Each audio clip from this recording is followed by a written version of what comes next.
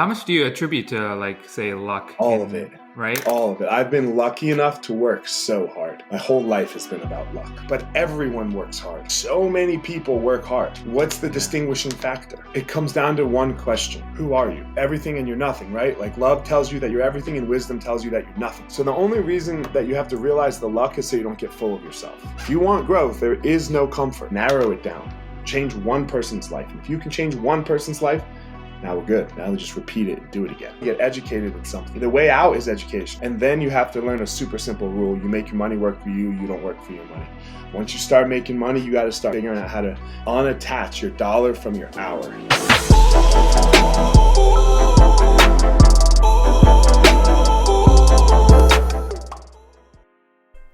Welcome to the Generation Hustle Podcast, a show that explores the world of business, entrepreneurship, and culture, all centered around the millennial. I'm your co-host Sherrison, alongside my friend Amin, and this week we have a very special guest. This week's episode will feature former UFC Light Heavy Weight, member of the Ultimate Fighter Season 8, head coach at Team Elevation, owner of multiple Easton Training Centre facilities. He's a motivational speaker, he's a TEDx speaker, and an all-around great guy, and even that does not hold weight to the introduction he deserves. So take it away, Bruce. Introducing first, fighting out of the blue corner. This man is a Brazilian Jiu-Jitsu fighter, holding a professional record of 6 wins with 2 losses. He stands 6 feet 3 inches tall, weighing in at 205 pounds. Fighting out of Boulder, Colorado, Eliot the Fire Marshall. That was Bruce Buffer over there. He's a good friend and always hanging with us in the studio. But anyway, episode 41 is with Eliot the Fire Marshall. Eliot has successfully transitioned his career from a professional fighter to business owner. But if you ask him, he says he's a product of luck and hard work. So we sit down with Eliot to discuss his journey. He details his bouts with anxiety during a dangerous career and how he was able to pivot out and succeed at every turn despite the odds. This was an incredibly inspirational conversation, so let's get right into it. Let's just start right from the beginning, man. Eliot the Fire Marshall. I would introduce you like Bruce Buffer, but I don't have his voice, so I apologize. But from season 8 of The Ultimate Fighter to motivational speaking, and now you own Easton Training Centre. That's a Muay Thai and BJJ gym. Yep. Yeah, 7 of them. We have 7 of them. 7 locations now. 7 no locations. 150 employees. Yeah, man. Is it spread out only in the States, or are you guys looking to? Yeah, well, we're looking to expand, but right now we're only in Colorado. So For sure. so yeah, that's what that is what I do. That is incredible, man. But let's talk about that journey. Let's kind of start from the beginning. Can you talk to us about, your early days, how you got introduced to martial arts, and how you kind of came across UFC? So I got introduced to martial arts because the Karate Kid came out. It was 1986. Like I did the fucking crane kick, and I kicked the lamp in my house. And my parents were like, "Here you go. Like, let's go do karate," which is what you did in the 80s in America. And then I do karate. I learned how to teach. I do all of it.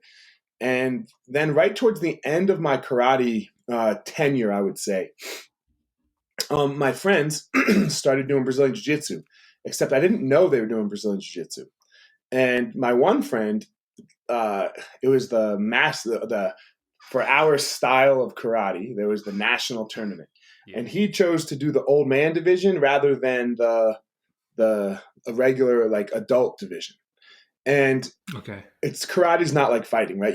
You spar. It's only point sparring, so you'll spar your friends in a tournament. Yeah, it's no like touch, go. Yeah. So I made fun of him. I was like, you're scared, yada yada. I was like, 17, 18 years old, thinking I'm the man, like all 17, 18-year-olds do. And then he was like, okay, yeah, I'm scared, but come to my house next Friday. And I was like, cool, I'll come to your house. I'll beat your ass then, old man. And yeah, I didn't know he was doing jiu-jitsu. And I didn't know what jiu-jitsu was. This is like 1997, 98, and he beat my ass. And I was like, what the fuck? And I was like, I got to learn this. So I started a little bit. I dabbled. But I was in South Jersey. I was 17 years old. At that time, jiu-jitsu was almost non-existent still in America, and it was hard to learn. But just you couldn't find anybody. The closest school was over an hour. It was about an hour away, and that just wasn't happening. So didn't quite I got into it a little bit. Like those dudes showed me a little bit of stuff. Right. Fast forward, go to college, meet Amal Easton in a mall my freshman year. And he's still now my teacher and business partner. Yeah. And I do it for like a month, and then it doesn't work out. Like, you know, I'm partying, getting laid for the first time, right? Like all that. I was a late bloomer. So, but I had always said, like, even in high school, I said I was going to fight in the UFC because I saw the UFC, right? You know, like after I got beat up that first time, I was like, oh man, I'm going to learn this. And I told my friends I learned it. And, you know, we'll probably come back to this in the anxiety story that we'll probably get to later. So I meet them all. Doesn't work out. A year later, I hear he opened his own school because at the time he was teaching out of a karate school. Right. And I was like, all right, I'm going to go try again. And I was like, hey, man, I don't have any money. Can I clean? And then he was like, well, it's your lucky day because my cleaner just quit 2 hours ago. So, yep, you're clean. And now I own that bitch. So, you know, you can go from cleaner to owner. Love it. That's a success story, man. Yeah, man. There's a little bit of falling apart, you know, up and down in between that success. You know, I don't even like to call it success actually because that's called a luck story in my opinion. It's not it's called a luck story. My whole life has been about luck. Yeah. How much do you attribute to, like, say, luck? All of it. Right? All of it. I've been lucky enough to work so hard. Yeah. And have it work out.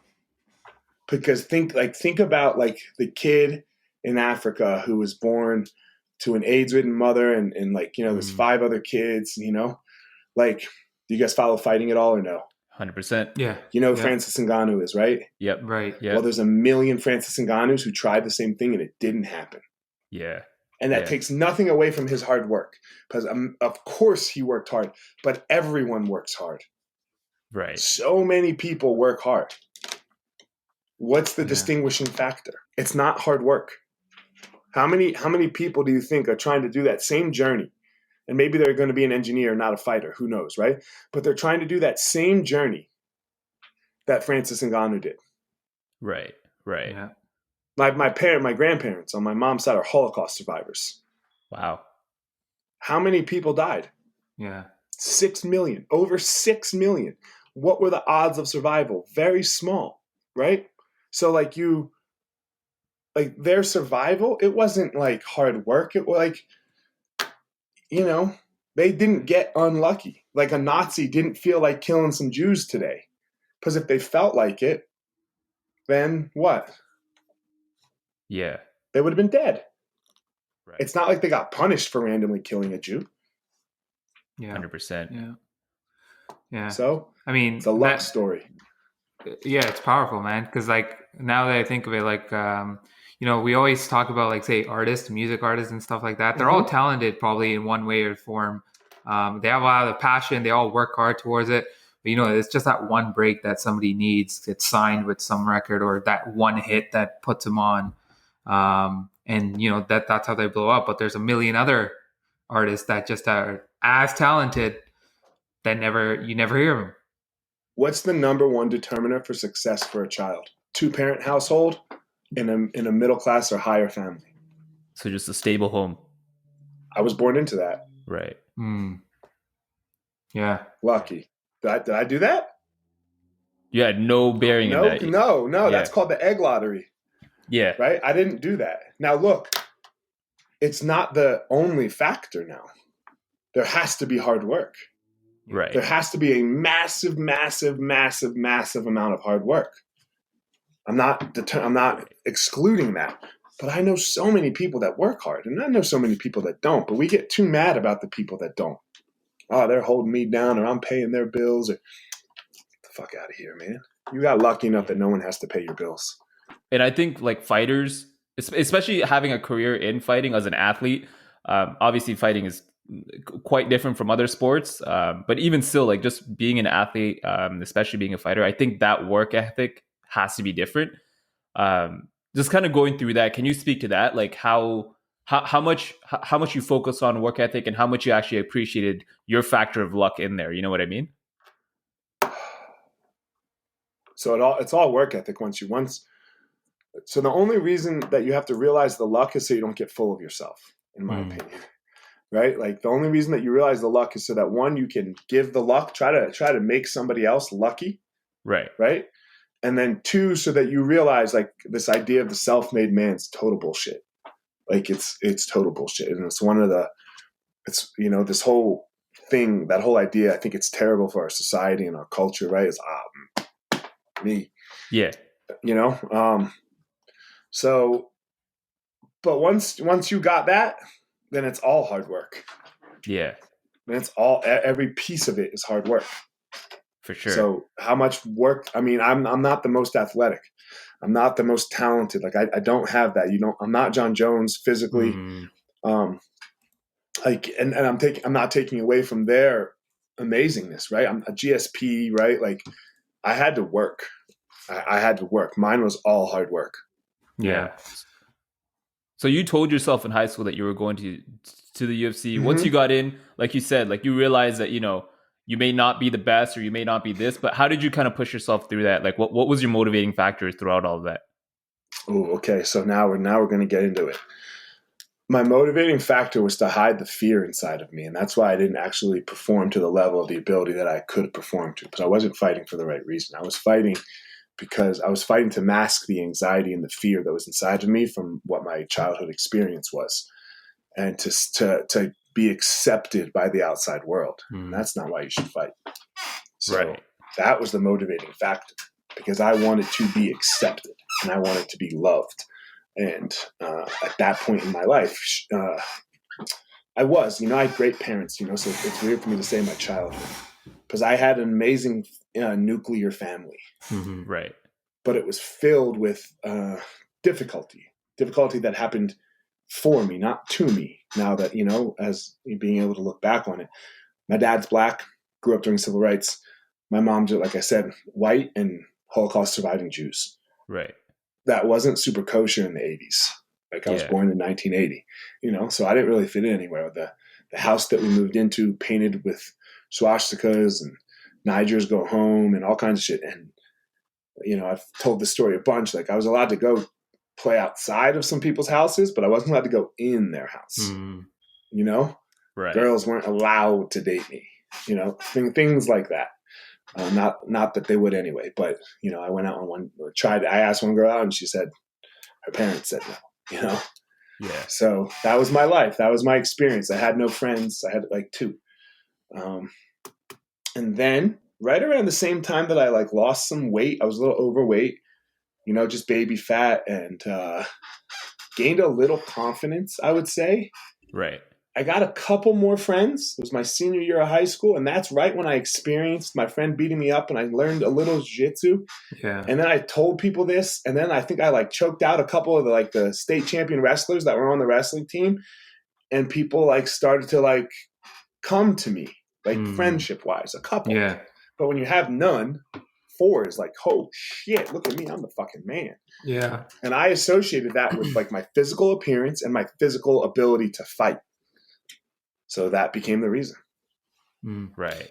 Can you go into that point of you kind of strive towards acceptance. One of the things that millennials and I think younger generations fall towards is that same kind of ideology of acceptance, and say, I want to be a part of this group, but you're not a natural fit, or that those individuals are not there for you. So could you kind of walk us through, say, who are your real friends? And how do you know that's the right group for you? And trying to not connect yourself to those negative scenarios from the start. You're young, I get it. You want to be cool and whatnot. But, when you realize, when do you realize, no, this is not for me? So it's hard. It's hard. It comes down to one question, in my opinion. Who are you?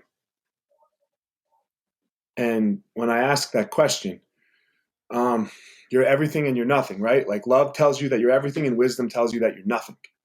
And they both exist.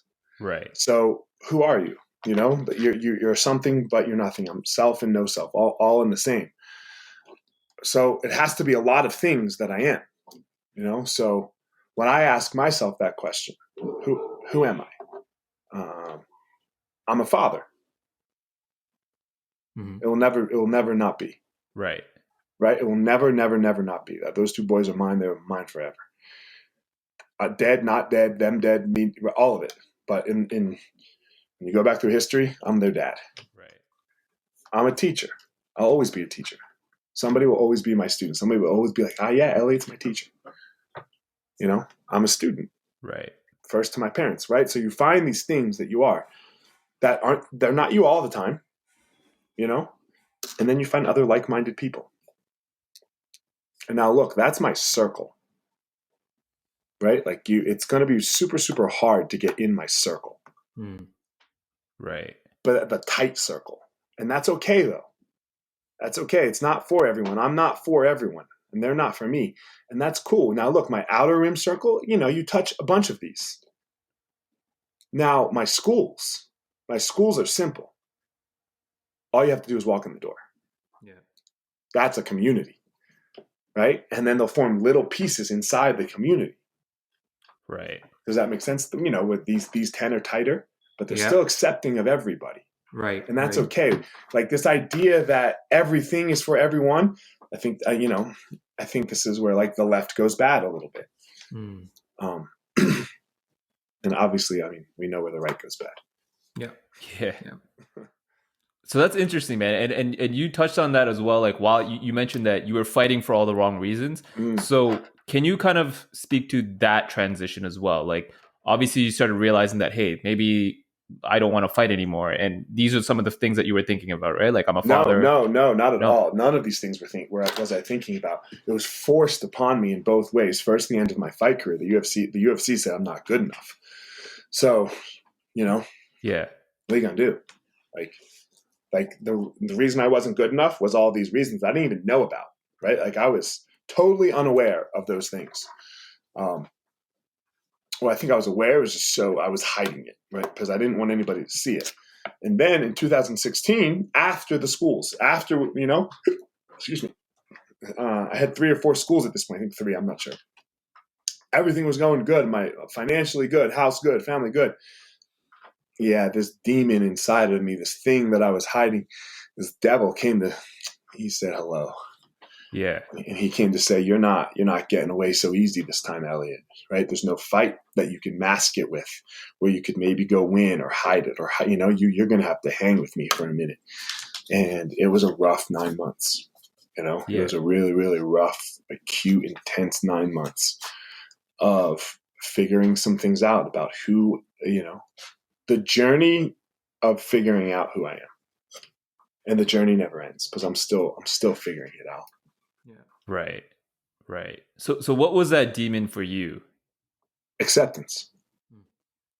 That's how that's why I have anxiety. I don't like to say have. That's why I experience anxiety because it's all surrounding this idea that I am not enough. Right. But I know who I am now. I definitely know who I am. Yeah. So I am enough. All of those things make me enough. Now, they don't make me enough for everyone, and that's cool. Right. That's cool. I'm not worried about that. But for the people I want all of their smoke, I want them to get all of my smoke too, the beneficial and the drawback. Kind of, working off of that, what did it take for you to start looking into yourself and kind of realizing, I am enough? Like, what did it take for you to have that realization? Because a lot of, especially younger students and younger, millennials as well, like within our age groups, we're still on the process of trying to figure out, like, hey, should I do this job? Should I go down this field? And things like that. We're still trying to work out, like, what are we? Who are we? What are we going to do? So what kind of advice would you give to those people who are kind of just beginning that journey now? Yeah. So there's a guy named Burt Watson. Okay. And he was, how long have you guys been watching the UFC? Probably like 10 years. Yeah. Same time. So you might know Burt. We called him the babysitter to the stars. He was the backstage guy that when you showed up at the UFC that day, on Tuesday, he was the dude that took care of you all week, and he took care of every fighter. He was Joe Frazier's manager. That's how he got into the fight game. Okay. And then Joe Frazier retired, and Burt, moved, came to the UFC decades later. He always made you feel like he wanted you to win your fight. Always. Right. And when it was time for you to fight, Every single person. So if there's 12 fights, it was 24 times. He would just scream in the whole arena, the whole backstage. You could hear him, "We rolling, yeah!" And he would do it like that, you know, to get you, like to let you know it was your time to make the walk into the arena. Oh, right.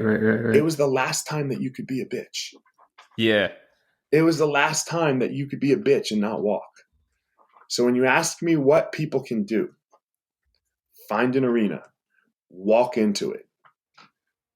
Don't dip your toe in to test the water. Go all the way in. All I've done my entire life is fall flat on my face. Right. That's it. I have never succeeded. I'm a failed UFC fighter. Right? Yeah. I fuck up being a dad all the time. Right. Could have done that more skillful. Let's try it again. Coaching, blow it. Business, blow it. Podcasting, blow it. Book writing, blow it. Video making, blow it. Right. Just do it. Just jump. Yeah. We're too worried about how many likes that Instagram thing is going to say, or how many views that Snapchat thing is going to say. Look, those things are important, but they're just metrics. They're just information. Right. Okay, this one got 100 and this one got 10,000. Okay, why did this one get 10,000? And then, hold on. Does it align with who you are? Does it align with your values as a human being? Because look, we could all go make a sex video, be the Kardashians, like, you know, and then, right? Yeah. That's all that was. They weren't famous. They made sex videos. Yeah. Every single one of them. Yep. And then, you know, got famous. And then now just create beauty standards. Yeah, and good then for that. Yeah. But you know, it aligns with them, or maybe it doesn't. But you know, maybe that's why they keep getting plastic surgery and pop a whole bunch of fucking pills, Adderall to wake up, and you know, sleeping pills and Xanax to go to sleep, and yada yada. It's because we're not aligning ourselves with our values. Right. So look, you know, go ahead. Oh, I was gonna say on that point. So a lot of youth get stuck in this world of, you know, they get into a job, they absolutely fucking hate their job. They're kind of getting into this like circle of just like, you know, waking up miserable, keep on doing the same thing, but they have some passion that they want to pursue. But there's this inherent fear of like, you know, I'm comfortable kind of with like, you know, money coming in, whatever, but I don't know if I should pursue this. So what would your thoughts be for like, say, a person of a younger generation to say, hey, you know what? Just like at least try it out. Even if you fucking fail, who gives a shit? Pursue it. But then everyone says, I don't have time because I have this job, right? Because we get all stuck behind our bills, you know, or the things that we buy. You know, you want a fancy car, you want like whatever it is when you're 25.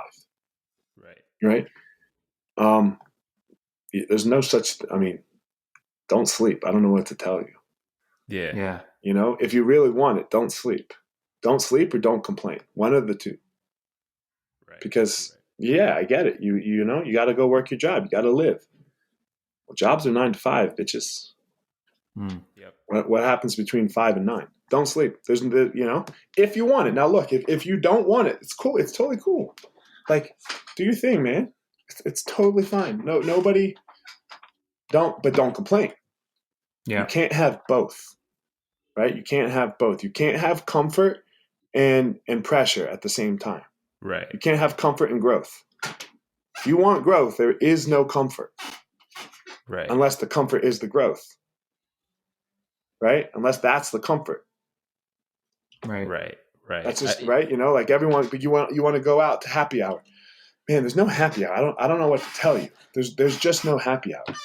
You know, you want to go to the bling bling club. Like that just doesn't exist. Yeah. I think that's something that we struggle with often because it's kind of like it's so easy. Like our brain just naturally goes towards comfort, and it's so easy to just kind of get stuck with that same routine and kind of accept that as, hey, man, this is a good life. Let's just have that. And maybe it is. If it is, then just have it. It's fine. Like, it's totally fine. Just have it. It's great. Good for you. You found the good life. Amazing. Sometimes I wish, there's days, because like, look, it's not like this every day for me. Like, I'm on a podcast right now. I know my spiel that I like to say, but sometimes I'm like, everybody is. Yeah. Right. Everybody is. So, and on those days when they're really down, like, you wish you were dumber. Right. I wish sometimes, like, when you're really struggling, you wish that you were like, man, I wish I just didn't know. I wish I was just so dumb that, like, it's cool. like not, but that isn't the hand I was dealt. Yeah. Yeah.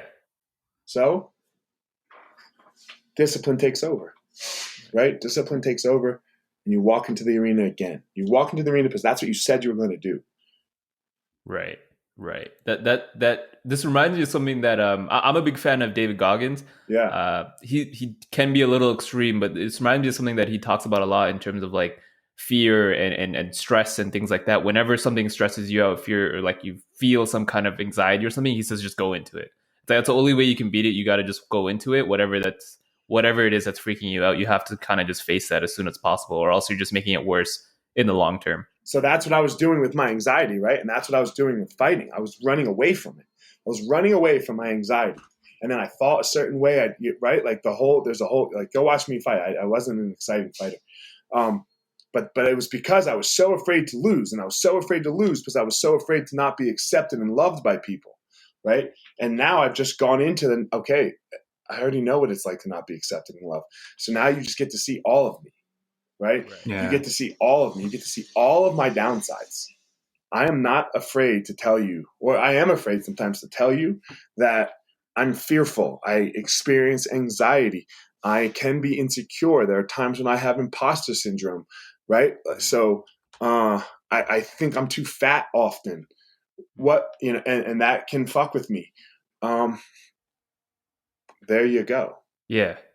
Now what are you going to say? Go ahead. Try to use any of those against me. So that's when you go into the fear, it just becomes lighter. Yeah. Right. It's not such a burden. I just had my fighter, like,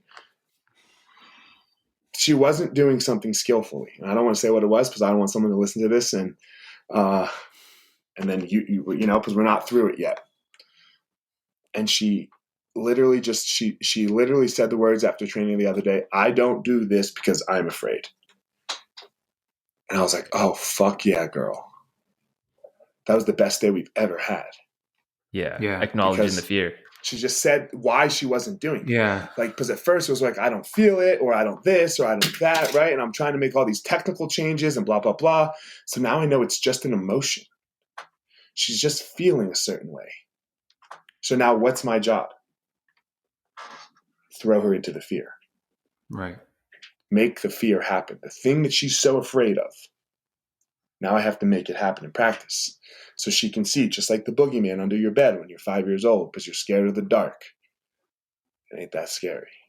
And then once you see that it's not that scary, now we're golden, baby. Now we're rolling. So one thing I want to talk about is when you made that change, like obviously when you left the UFC, you were at a point where I think you owned a few gyms at that point and you wanted to kind of, you had to figure something out. What were you telling yourself at that point? Like, what were the things that you were saying to yourself to kind of get yourself in that mindset of like, hey, I can do this, Fighting didn't work out, but that doesn't define me. Like, what were those things that you were telling yourself that are probably universal, right? Like a lot of people can kind of tell themselves those same things. So I've never been afraid of hard work. So the thing that I am a hard worker. Right. So that's what I did. I just worked really, really hard on the schools. Yeah. I hadn't bought in yet. So when I was fighting with when I was kicked out of the UFC, I don't like to say left the UFC because I would have never have left. They kicked. When they released me from my contract, I immediately looked at the building that I bought to put the Denver school in that we have, and then bought in and did all of that. But it was just work hard, just work hard. Doesn't matter. So this was part of the downside of the fall, is it didn't matter how I felt. But the problem is that it does matter how you feel. And I think a lot of times as men, we don't like to think about our feelings. No, deny them. Right. Rather than address them. Yeah. Right? Now that doesn't mean, but you have to realize as well here, nobody can make you feel a certain way. That shit's all on you. That is totally, your feelings are on you. Your feelings, you feel a certain way because you have a need, like a human need that isn't getting met. So did you express your needs? Are you aware of what you need? Right? Like babies get scared when they scream and cry because they're hungry, wet, or tired. Food, sleep, diaper. Sick. Right? They have a need that's not getting met. But that's why we feel a certain way.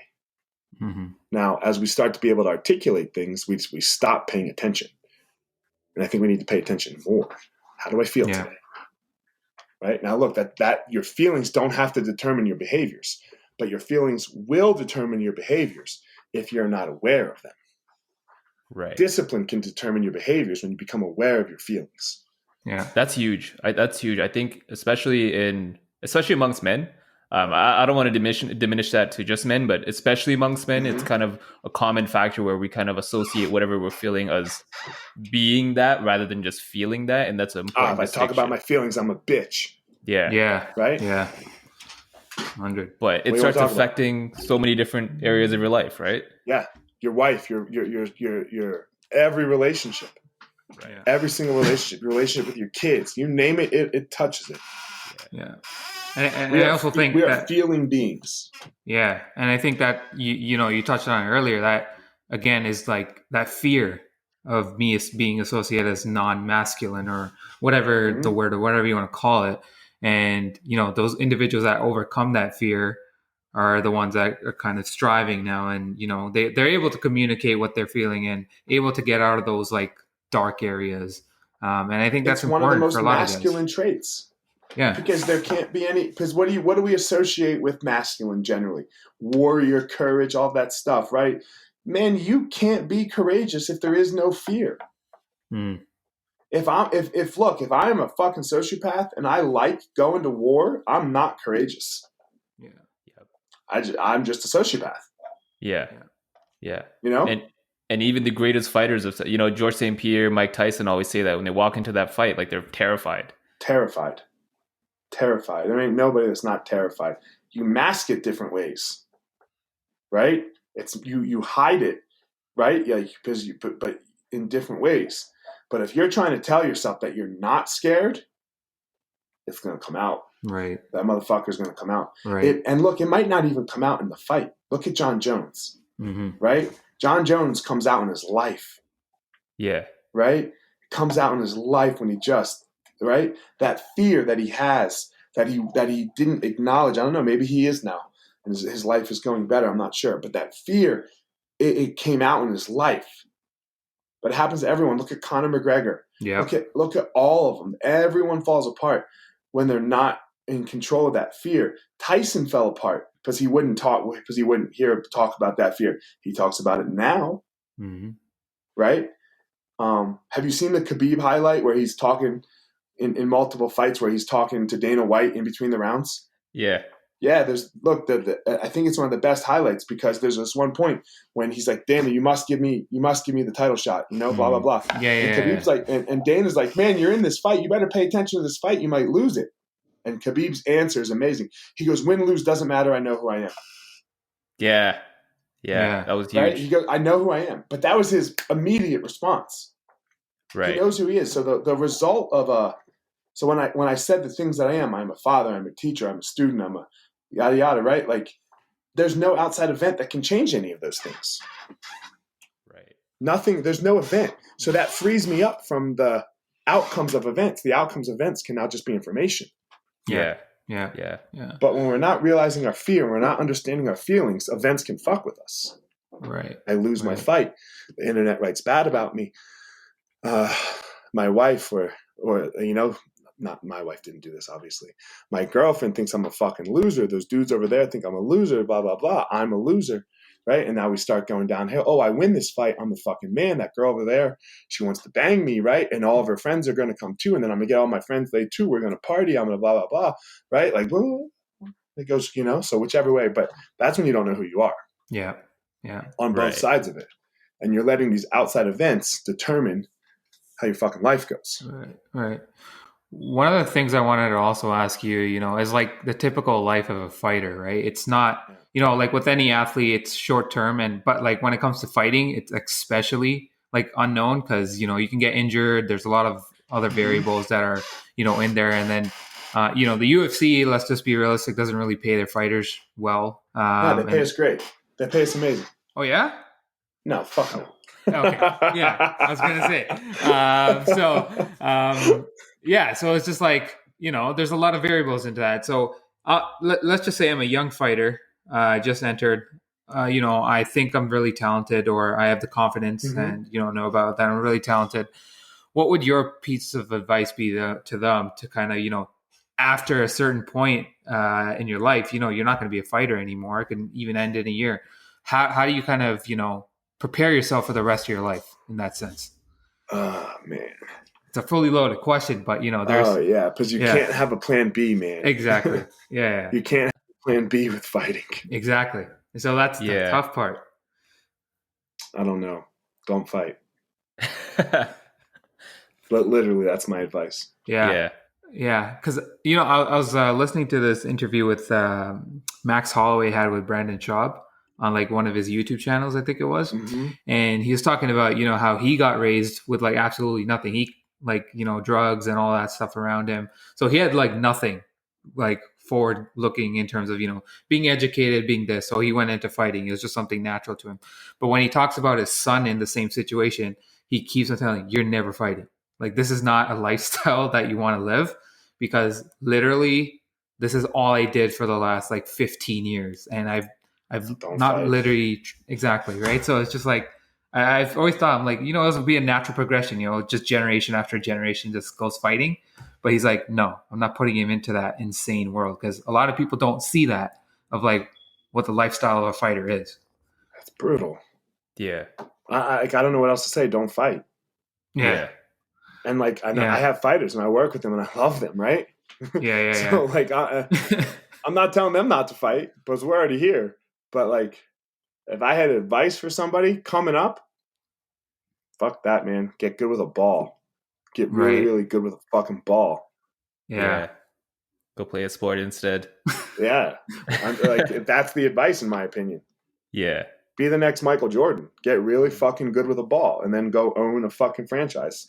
Yeah. Or now, like, that's not real high percentage either. So like, it's really interesting, like this whole like what to do thing. Because like, for example, my kids, I'm not super like forcing education down their throat, because I'm upper middle class, right?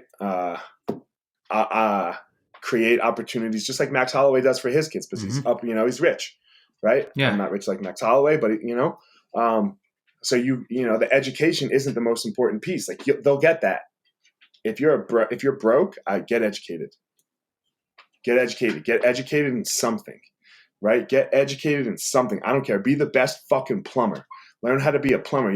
When's the last time those dudes are like $250 an hour now, right? Like, hell yeah, right? Good for them. Yeah. So be like, you got to get educated in something. The way out is education. Right. And then you have to learn a super simple rule. You make your money work for you. You don't work for your money. Once you start making money, you got to start figuring out how to unattach your dollar from your hour. Right? I love that. I will not attach I will never work for $1 per hour again. Never. Unless like the whole world comes to an end and I have to. But there's I don't get. People ask me for private lessons. I'm like, look, I need you to donate. I'll do it. I need you to donate whatever you feel the private lesson is worth to a charity. Don't give me that money. Yeah. For multiple reasons, but that's one of them, because like how much Pan American champion, UFC fighter, fight to win pro champion, black belt, entrepreneur, how much could I charge for a private lesson, do you think?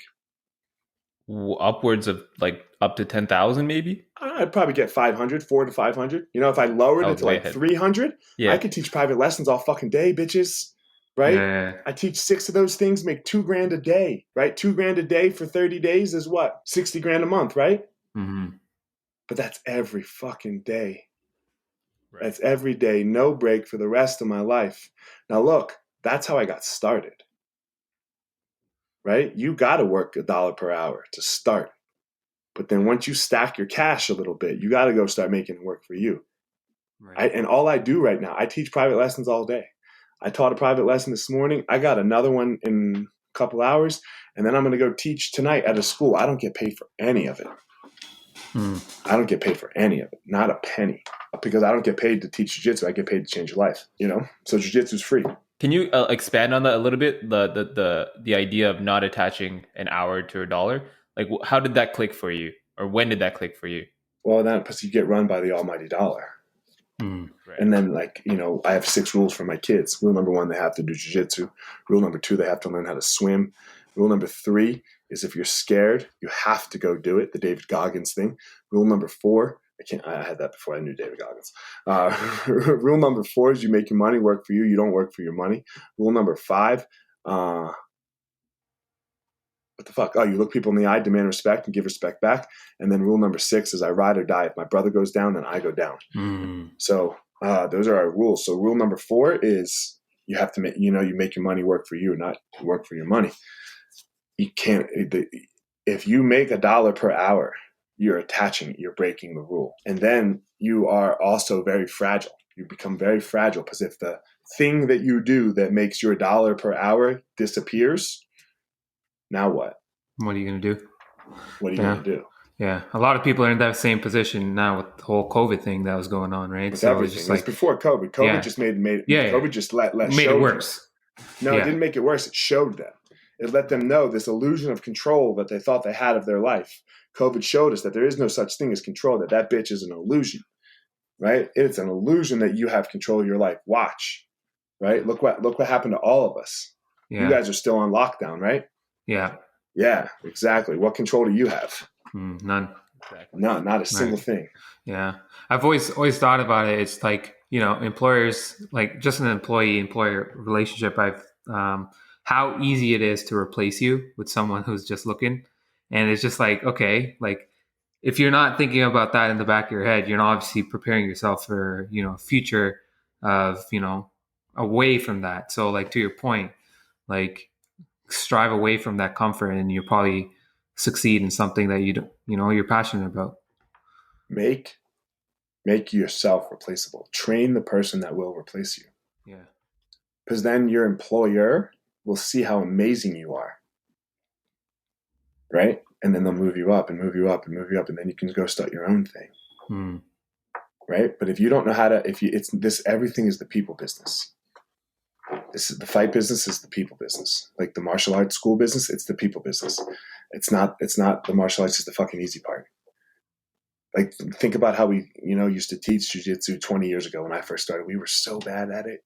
But jiu-jitsu is so fucking good that people still got good at it. Yeah. And now it's all the people business. Can I relate to my employees? Can I show my employees a path so where they can be the boss, where they can make their money work for them and not work for their money, right? Everyone starts out working for their money, right? Like right now, my kid, he's about to start his lawn mowing business again. He did it last summer. He's going to do it this summer. He's going to work for his money. It's a good lesson. You got to learn the power of the almighty dollar. If you don't understand it, you can't get your way out of it. Right. From your career as like now as a motivational speaker, what have you found? Like, what have you learned through that experience? Like in terms of, speaking to people, speaking to their insecurities and kind of riling them up and pushing them through things that they probably need help with. Like, how has that experience been for you? And what have you can you tell us some things that you've learned about people through that? So I'm super unskillful at this still. Like I haven't, I'm trying really hard to get into this field, Right. What have I learned? Deal with one person at a time.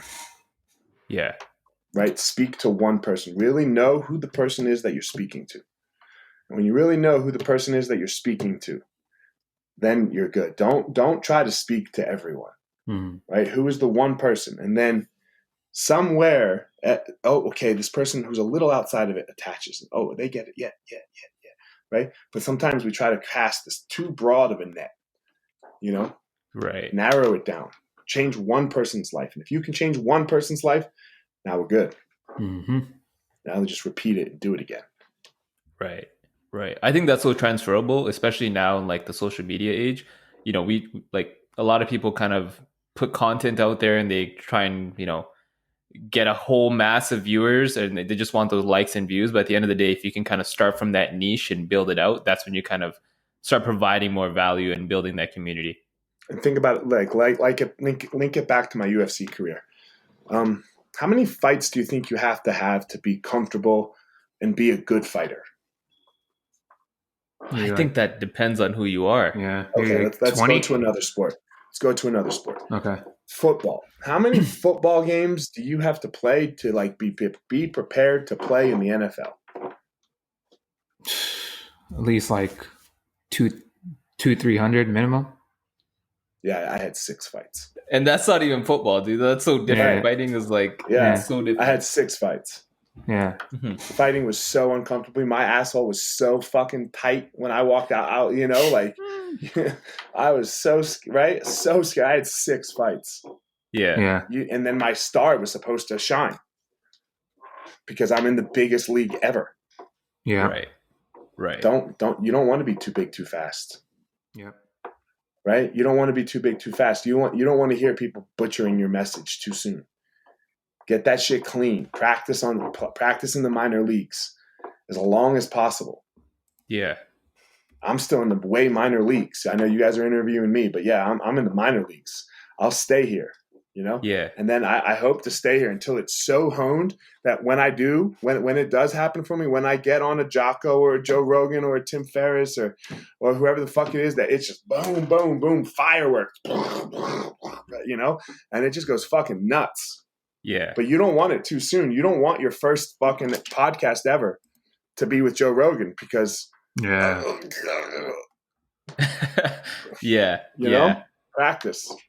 Yeah. We can definitely speak to that. Even this is probably going to be episode 42, but if you go back to even like episode 20, you can pick out so many things that like I look at it and I'm like, shit, why'd I do that? They're like, why'd I say that? You know, like, and that's just a natural part of the process. Part of the process is learning how to shut up, right? Like I was so bad at this when I first started podcasting. I wanted to like talk with the person rather than ask them, than like get them to talk. Right. So you gotta, you know, it's an interesting gig. So, but learn, but again, know who you are, know why you're doing it. And that way that your failures and your missteps, they don't crush you. They don't deter you from the skillful action that's to come, where when you don't know who you are, and if you are chasing that fame, right, it becomes real clear because you beat yourself up about all the shit that you mess up. Dude, I think you've have such a unique career, and just the process and the journey that you've been through is going to inspire so many different people, from, you know, becoming a fighter to speaking to coaching to teaching and things like that. I think you're only headed upwards from here. Can you give us maybe one message that or one thing that you want to be remembered for? I want everyone to know that the only thing that you need to do is walk into the arena. Make the walk. When you make the walk, you're going to find your power. Your power is the thing that makes you amazing in the world. Now look, for some of you, it might be a stay-at-home dad. Mm-hmm. That is the thing that might make you amazing. Fuck right. Yeah. Fuck yeah. It's not money and fame and whatever it is. Okay, who cares what the thing is that makes you amazing? Because once you find your power, you're going to find your purpose. Once you find your purpose, you go give that back to the world for free. Watch what happens. Watch what happens to your life. Like I said, I don't get paid to teach jiu-jitsu. Yeah. I am so fucking wealthy. I didn't say rich, because rich is money. Yeah. Right. Yeah. right? I am so fucking wealthy because I have people that love me. I have people that I know beyond a shadow of a doubt. If I said now, they'd be here now. No questions asked, not asking what we're doing, nothing. Yeah. Right. And you can't buy that. Exactly. I love that. I think we're so conditioned. As soon as you said I'm so fucking wealthy, like we're so conditioned to be like, oh yeah, you probably own, so many properties, so many things. And the first thing you said was like, I have so many people that love me. I think that's So just many a different people that love perspective. Now, that's my wealth. Right. I have so many people that fucking love me, and I love them. Real fucking love. And that's what this is, that's what we're trying to do here. Dude, that is great. What we like to do, like how we end our podcast, is we always like to do like a quick lightning round where we toss a couple quick questions at you Let's do it. And see what you like, just to get to know you a little bit better. So I'm just going to toss some questions at you, and we'll go from there. Can you tell us your favorite book or movie of all time? Oh, which one you want? Let's go both. Let's do both. Book first. Favorite book of all time. The Obstacle is the Way. Love it. What we've been talking about this whole time. Right. Movie. Favorite fucking movie, huh? I don't know. I have so many. I love Braveheart. I love Fight Club. I love Boys in the Hood. Okay. I'm kind of dating myself here, right? I love Interstellar. I love Inception. Inception messed me up, man. Yeah, it fucks with you. Yeah. Right? Yeah. I love Gladiator. I love Straight Outta Compton. I don't know. Go ahead. Next question. Classics. Classics. All right. This might not be as tough. Who knows? Favorite fighter of all time? Favorite fighter of all time? Khabib. Yeah. Love it. Monster. He's so hard to hate, man. All right, man. So you had a long day. Maybe you're training. Maybe you're speaking. Maybe you're podcasting. How do you like to come home and unwind? I like to smoke a little weed. Mm-hmm. Colorado. Right? Yep. Yeah. And chill. I just, watch some TV, whatever it is, smoke a little, I don't like to, like, for example, and I hate saying that because, like, I don't want people to be like, oh my God, yeah, fucking hey, you get high all the time. I don't do that. Right? I just like to chill in my house, at nighttime, like I use it like having a beer, but I don't want to have a beer. If you could have dinner with one person, dead or alive, who would it I be? got a couple. All right, we'll take it. First of all, I want Jesus Christ. Okay. I want Jesus Christ. I'm not religious, but they have to tell me the truth. That's the only other caveat is they have to tell me the fucking truth. I'm gonna be like, yo, motherfucker, did you come back to life? Yeah. I love it. You had me in the first set. First Jesus Christ. 2, Hitler. I want to talk to Hitler. Okay. And 3, Obama and Jordan. We've gotten Obama a lot. Obama has been like one popular one. Yeah. And how we like to end this one is with our most controversial question, man. Do you like pineapples on your pizza? Fuck no. Yeah. See, fruits don't belong on pizza, man. It's not there. Cheese, pepperoni, some meat, even some green peppers, onions, green peppers, mushrooms. Yeah, do your thing, baby. But pineapple, look, I know Hawaiian doesn't. I love me some Hawaii. Like I spent a month of the year in Hawaii. I fucking love Hawaii, but I don't like Hawaiian pizza. Yeah, Hawaiian pizza is actually Canadian, right? It was made in Canada. Yeah, it's made in Canada. That's fucked up. I don't know how you guys fuck up a lot of shit, eh? Yeah. We're known for that. It stirred a lot of controversy with this one question. But Eliot, man, this was great. Thank you so much for being on our podcast. I think you're doing great things for a lot of people, and you're going to be inspiring so many youth and so many adults too as you go on this path of yours. Where can we find you? Where can we listen to you? Where can we tune into your work? The easiest place, there's 2 easy places. One is my website, eliotmarshall.com. If you want to connect with me, though, if you want me to actually respond, it's at FireMarshall205 on Instagram. Don't hit me up on Messenger, on Facebook. I don't do that shit. Yeah. I'm really bad at that. Don't tweet me so much. I'm really bad at responding to tweets. But I do really, really try to respond to everybody on Instagram. Sweet. So at FireMarshall205. Love it. Eliot the Fire Marshal, man. Thanks so much. Guys, thank you very much. Yeah. Appreciate it. Bye.